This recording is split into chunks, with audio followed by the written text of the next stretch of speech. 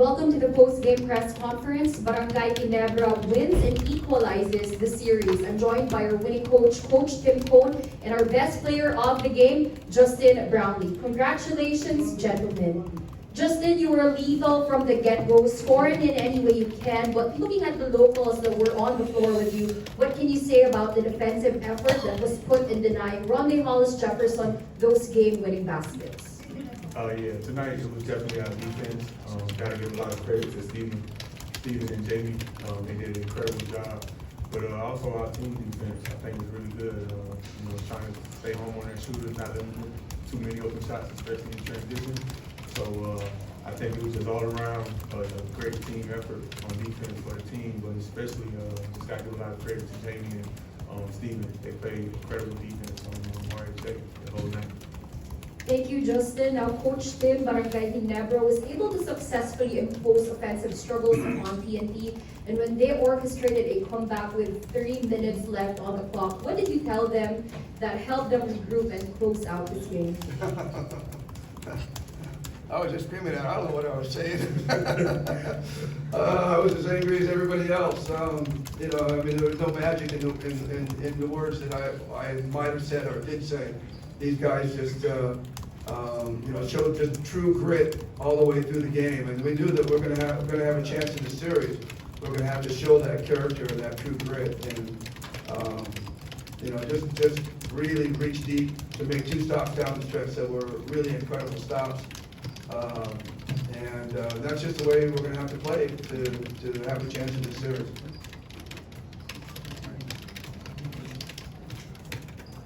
Thank you, Coach Tim. Now we would like to open the floor to our friends from the press. Justin, congratulations. Not the prettiest of victories, but you got the job done. You got 35 points. Oh, about the game? Oh man, I think in this series, Coach been since the start of it, Coach is saying it's going to be a defensive series, and some games you're just going to have to win ugly.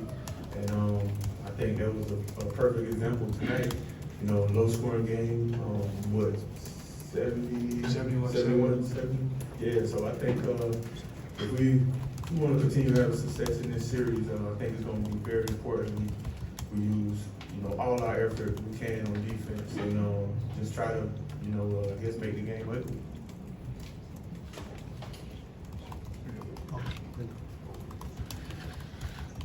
Justin, you took the responsibility of scoring almost half of Ginebra's points. Did this come at the expense of your fatigue? How tired are you right now, and how are you feeling despite having scored half of Ginebra's points? How are you feeling tying the series at 1-1? I mean, we definitely feel good about winning tonight and tying the series. But just it's still no satisfaction right now. I think we just got to stay hungry. Especially with the past history, we know how good this team is, and they beat us before. So fatigue is just something I'm trying not to worry about. And if I'm tired, just gotta push through it.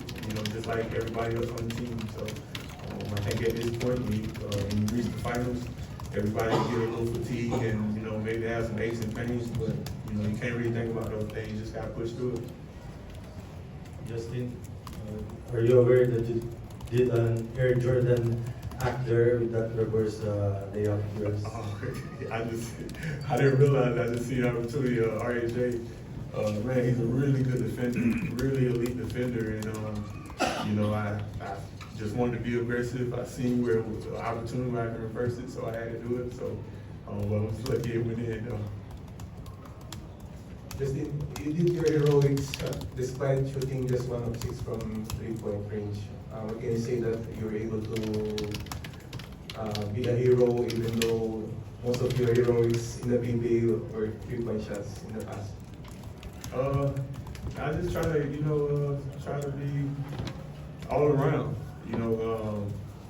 I've been lucky, in the past to be able to, get opportunities to shoot threes and make them.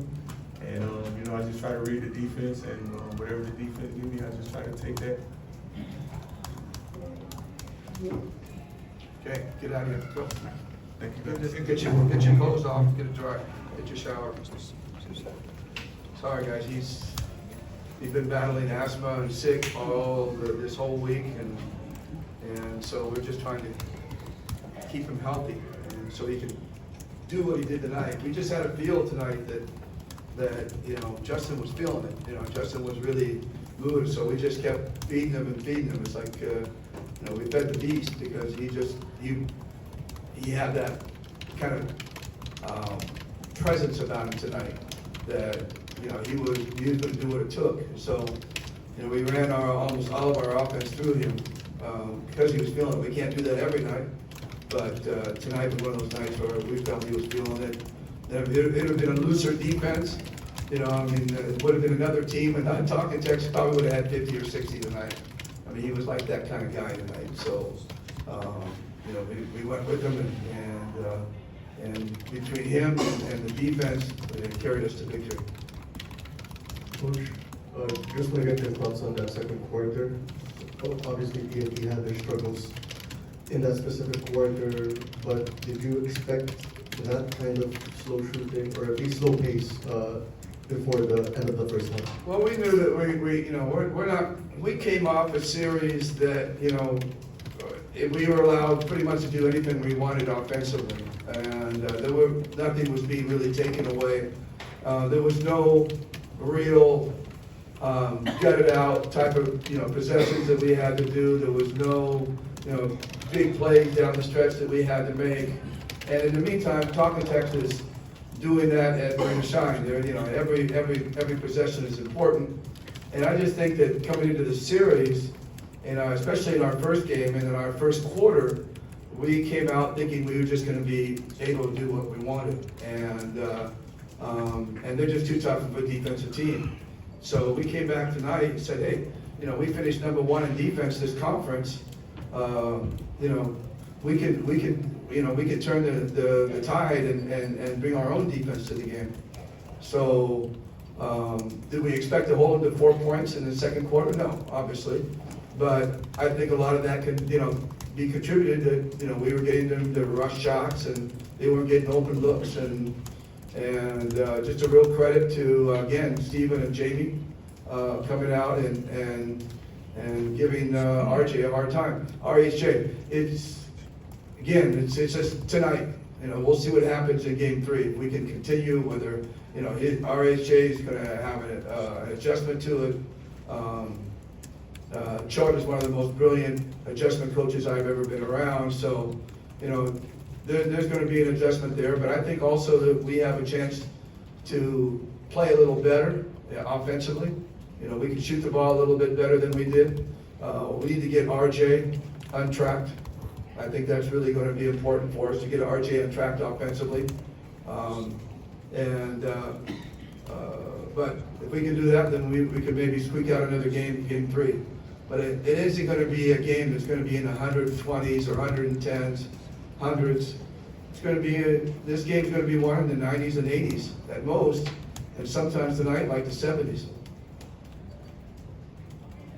Coach, in the last few minutes, you had 2 stops on Brownlee by either double teaming him or forcing him to just force the shot. Was that did you anticipate that, or? Well, you know, I mean, they know that down the stretch, you know, if it was one shot to take, we're going to get the ball adjusted. You know, so we know they're going to try to get the ball to Ronde, and Ronde's going to create.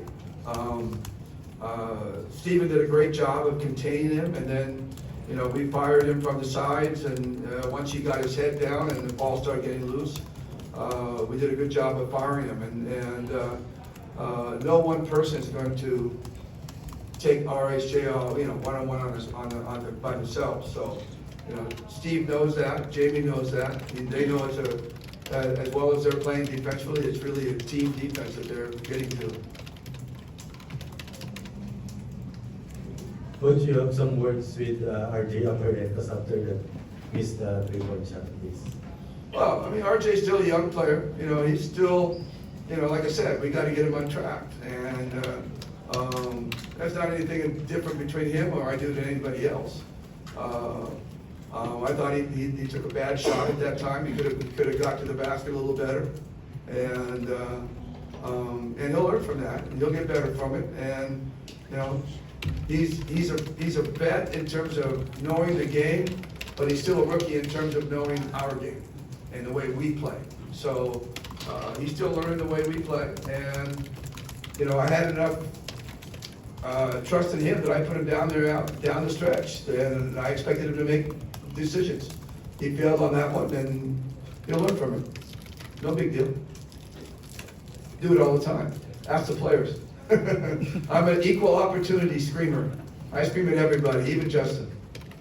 Coach, how about your defense against our Uruguay? Did you make him work as well on defense, because there were times where Troy was posting up against him? Yeah, Troy got a lot of good opportunities. He just couldn't knock them down. And you know, if we can continue to get those kind of opportunities from Troy, he's going to knock down most of those. And that's one of the things I'm saying we can prove offensively. But you know, Roger has those incredible nights that you know, you just hope that when you play him, he's not going to have one of those incredible nights. And tonight was not one of those incredible nights. Usually, last game he was what, 5 for 10 from the three. So you know, we targeted him a little better this time around. We were a little bit more aware. And again, these are things that you adjust to as the series goes on. They're going to find different ways to get him open next game. Coach, how intense will game 3 be? Well, you know, it's going to be the tone setter, obviously.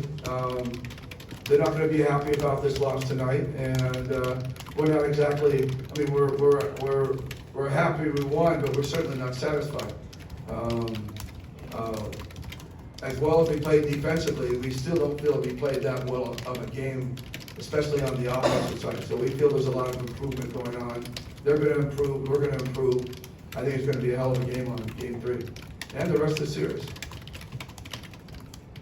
You think the sports can accommodate the people that might come to you? Well, I hope they're hanging from the rafters. You know? I really do. I hope they can find a seat or standing room only, whatever. But I'm excited that people are excited to watch this series. So, you know, this is what we played for, and you know, we played for them. And so, you know, there's going to be another 50,000 outside wanting to get in. I'll be happy about that too. But you know, we'll do what we can with Phil Sports and then Antipolo afterwards. But it doesn't matter what venue we got to play in. It's still a championship game, and we got to bring it. Good. Thank you, That Coach. sums up our post-game press conference. Thank you and congratulations once again to Barangay Ginebra. Thanks, Coach. Thanks, Coach. See you at our man.